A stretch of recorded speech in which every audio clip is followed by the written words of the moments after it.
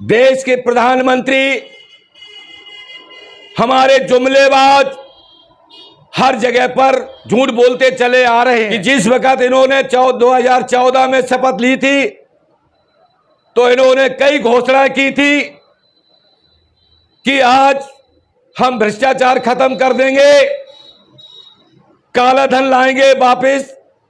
वो काला धन नहीं लाए। बेटी पढ़ाओ बेटी बचाओ, कहीं भी बेटियों के प्रति जो है कहां सुरक्षा है, महिलाओं के प्रति कहां सुरक्षा है।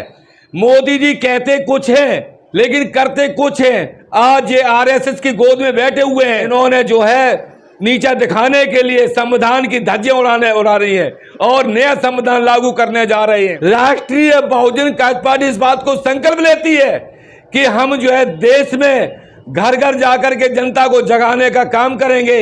अगर अब भी नहीं जागे तो कब जागेंगे?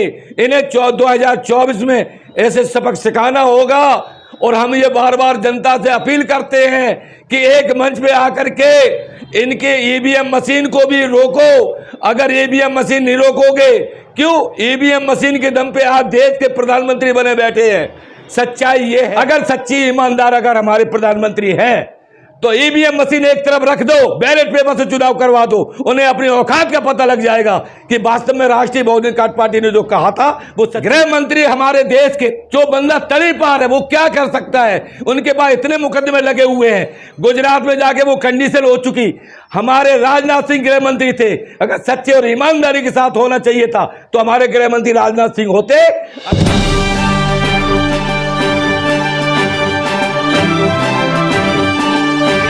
क्या कहेंगे आप? स्वतंत्रता दिवस है, पूरा देशवासी इसे हर्षोल्लास से मना रहे। प्रधानमंत्री जी की तिरंगे के साथ सेल्फी की मुहिम पर पूरा देश काम कर रहा है। ये देश के लिए हर्षोल्लास और गौरव का विषय है। इस पर आप क्या कहना चाहेंगे? धन्यवाद। आज 15 अगस्त के शुभ अवसर पर 77वां स्वतंत्रता दिवस के शुभ अवसर पर संपूर्ण भारतवासियों को नमन और हार्दिक शुभकामना देता हूं। माननीय प्रधानमंत्री जी 15 अगस्त के आधार पर वो कहते हैं कि हर घर तिरंगा में सेल्फी लेकर के मनाएं, लेकिन हमारा 1947 में देश आज़ाद हुआ था। उस दिन हमारा स्वतंत्रता दिवस संपूर्ण भारतवर्ष में मनाया जाता है और आज 1947 से आज भी हमारा पूर्ण स्वतंत्रता दिवस नहीं है। कारण यह है कि हम हर समय जो है हर पार्टियां आती हैं, तरह तरह के टोटके करते हैं, तरह तंत्र निकालते हैं, तरह तरह की बातें करते हैं, लेकिन संपूर्ण भारतवर्ष में हर वर्ष 1947 से 15 अगस्त को स्वतंत्रता दिवस के रूप में पूरे भारतवर्ष में झंडा फहराया जाता है। तय दिल से सभी देशवासी जो है घर घर जा कर के अपने उनको नमन करता हूं, झंडे को झंडा रोपण करते हैं और शुभकामनाएं देते हैं, क्योंकि राष्ट्रीय ध्वज हमारा इस देश की एक शान है, राष्ट्रीय की एक शान है। क्यों? हर इंसान के दिल में बसा हुआ है।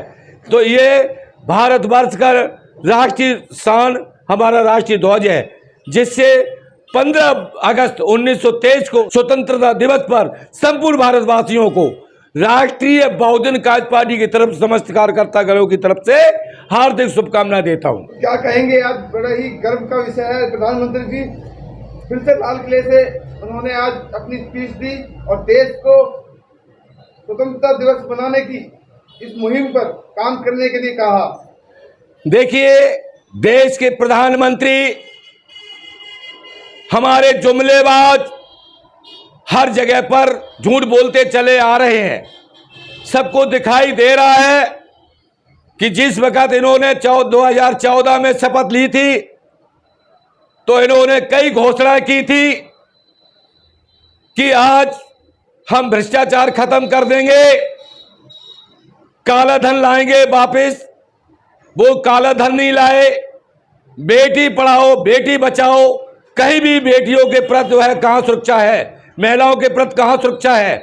मोदी जी कहते कुछ हैं लेकिन करते कुछ हैं। आज ये आरएसएस की गोद में बैठे हुए हैं।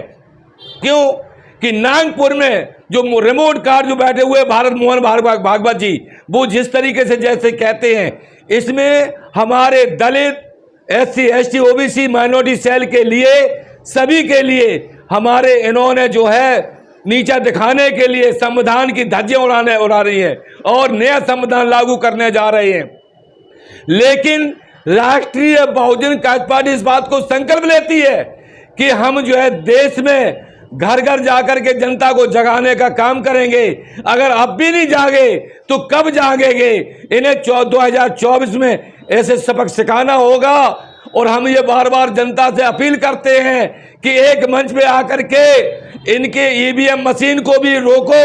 अगर EVM मशीन नहीं रोकोगे, क्यों EVM मशीन के दम पे आज देश के प्रधानमंत्री बने बैठे हैं। सच्चाई ये है, देश की जनता उन्हें प्यार करती है, उन्हें सराहना करती है उनकी, और उनको सीट पर बैठाने के लिए देश की जनता का पूर्ण रोल है।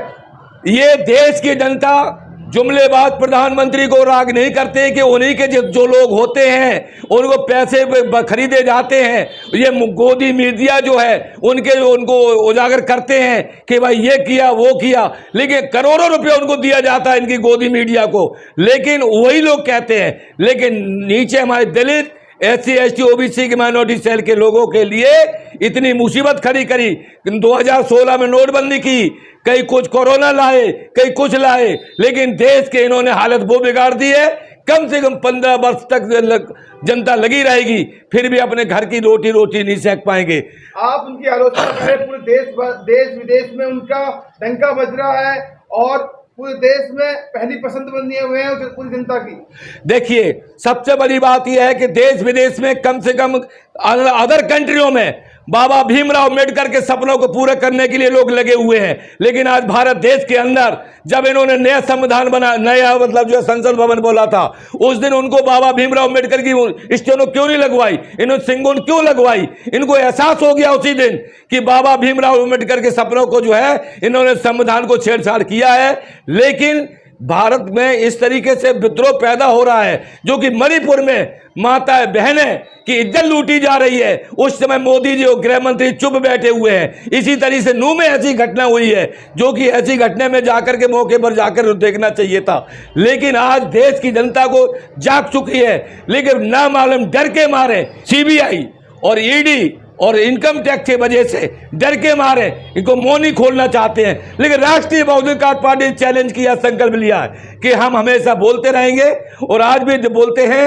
और हम कहना चाहते हैं कि हमारे राष्ट्रीय बहुजन कार्य पार्टी के मंच पे आओ, और हम इस बात को चैलेंज करना चाहते हैं कि जनता को न्याय दिला के रहेंगे। इससे हम ज्यादा नहीं कहना चाहते हैं। मणिपुर पे जो है प्रधानमंत्री जी ने संसद से कहा, 36 सेकंड में के भाषण में उन्होंने कहा है कि बख्शा किसी को नहीं जाएगा, जो अपराधी है उनको सख्त से सख्त सजा मिलेगी। वो बिल्कुल गलत है। वहां अगर सख्त सख्त होती तो राष्ट्रपति शासन लागू हो जाता, लेकिन ये कहने की बातें हैं, दिखाया जाता है। ये कई बार कह चुके हैं। अगर ये सच्चाई अगर होती तो एक भी साबित नहीं किया, किसी के खाते में 15 लाख रुपए नहीं दिए, कहा युवाओं को रोटी रोजगार दिया। कह तो रहे हैं कि तीसरी बार जिता दो, सारी समस्याओं का समाधान कर देंगे, जो काम बाकी है उसको भी पूरा कर दिया। अरे वो क्या देखे, उनके आगे 2 ही आदमी है, अन्नानी और अडानी। उन लोगों को पूंजीपतियों को बढ़ावा दिया है, दलितों का शोषण किया, गरीब आदमी को शोषण किया है। किसी तरीके से नोटबंदी, कभी कुछ कर रहे कभी कुछ कर रहे, एक भी जगह पर माननीय प्रधानमंत्री साबित नहीं निकले। इसमें सच्चाई सामने आ रही है। 2014 में भी आई, 19 में भी आई, कोई भी जगह पर यह खड़ी नहीं होती। मिसाल का दावा देती है भाजपा। देखिए, वो कहते हैं हमने 9 साल में जो काम किया, वो ये सच्चाई कहते हैं कि 9 साल में हमने वो काम किया, जनता को इतना मरवाया, बेरोजगारी हमने पैदा कर दी, भ्रष्टाचार में बढ़ाई दी, महंगाई बढ़ा दी, पेट्रोल पैसे टमाटर सारे 200 रुपए हो गए। तो ये सच्चाई है कि जो जनता 70 साल किसी ने नहीं किया, वो मैंने 9 साल में करके दिखाया। जनता उन्हें उनके काम के दम पर सत्ता पे बैठाती है, प्रधानमंत्री बनाती है। देखिए, जनता नहीं बनाती है, उनके जो रिश्तेदार हमारी EVM मशीन बैठी हुई है विदेश में, जो हमारे जो हैंकर लोग बैठे हुए हैं, रिमोट के हिसाब से वोट कहीं देते हैं, रिमोट करके मतलब हैंकर करते हैं EVM मशीन द्वारा। अगर सच्ची ईमानदार अगर हमारे प्रधानमंत्री हैं तो ईवीएम मशीन एक तरफ रख दो, बैलेट पेपर से चुनाव करवा दो, उन्हें अपनी औकात का पता लग जाएगा कि वास्तव में राष्ट्रीय बहुजन पार्टी ने जो कहा था वो सच्ची है। 300 के पार आंकड़ा जाएगा, अमित शाह कह रहे हैं 2024 में। देखिए, गृह मंत्री हमारे देश के जो बंदा तली पार है वो क्या कर सकता है? उनके पास इतने मुकदमे लगे हुए हैं, गुजरात में जाके वो कंडीशन हो चुकी। हमारे राजनाथ सिंह गृह मंत्री थे, अगर सच्चे और ईमानदारी के साथ होना चाहिए था तो हमारे गृह मंत्री राजनाथ सिंह होते। इन्होंने गृह मंत्रालय पकड़ा है जिससे कि हम अपना ईंट का जवाब पत्थर से लेंगे। आज अगर इनके पास पुलिस महकमा सीबीआई ईडी वगैरह से अलग कर दो तो इन्हें अपने गिरहमान को झांक कर देखेंगे कि इन्हें अपनी औकात का पता लग जाएगा। 2024 का विकल्प क्या है? क्या लगता है कि 2024 में कौन मोदी जी को टक्कर दे पाएगा? देखिए, इनके पास 38 जो है पार्टियां हैं, लेकिन जो इन्होंने इंडिया का गठबंधन किया है इनके पास 26 हैं। लेकिन मैं इतना जानना चाहता हूं कि उस समय ये लागू होगा कि जिसके सांसद ज्यादा होंगे उसी में से प्रधानमंत्री चुना जाएगा। ये अभी चाहे कोई राहुल के लायक हो, चाहे प्रियंका लायक है, चाहे मायावती के लायक, चाहे किसी के लिए है, लेकिन सबसे ज्यादा जिसके सांसद होंगे उसको राष्ट्रपति आमंत्रित करेंगे और उसको सपोर्ट किया जाएगा। उसी टाइम प्रधानमंत्री के लिए चेहरा निकाला जाएगा। इसके साथ हम ज्यादा नहीं कहना चाहते। जय भीम, नमो बुद्धाय, जय संविधान, जय मूल्यवासी।